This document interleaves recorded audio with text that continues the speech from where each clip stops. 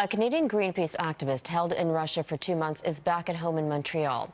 Alexander Paul was jailed along with fellow Canadian Paul Ruzicki and 28 others. They were arrested while protesting Arctic oil exploration. As Paula Samuel reports, they say they're not giving up their fight.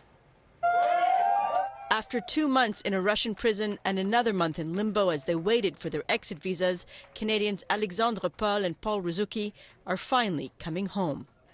It's exactly 100 days today since this saga started on September the 18th, and it's been really hard for the activists and for the families.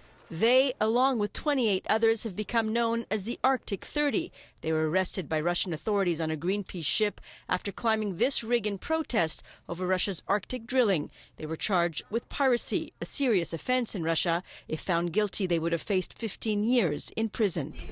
Save the Arctic. 2 months investigation and 15 years of jail, possibly. Yeah, that was the darkest time. Not knowing, actually, I could see my parents again.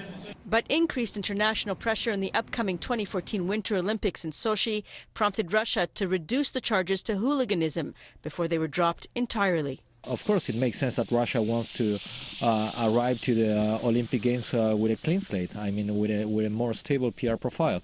The activists were granted amnesty by the Russian government last month. Yesterday, the first group began to arrive at the airport armed with their exit visas. Goodbye, Russia. It was nice to meet you.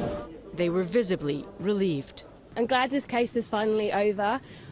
It shouldn't have got to this in the first place. We never actually committed a crime. I'm very pleased to be leaving. I want to go home and see my family that I haven't seen for over 100 days.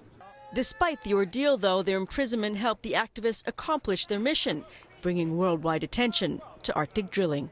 Oh, it was absolutely worth it. Our campaign to save the Arctic. Well, look at the media that's here today. We're trying to spread the word to save the Arctic, and I think we've done that job fairly well.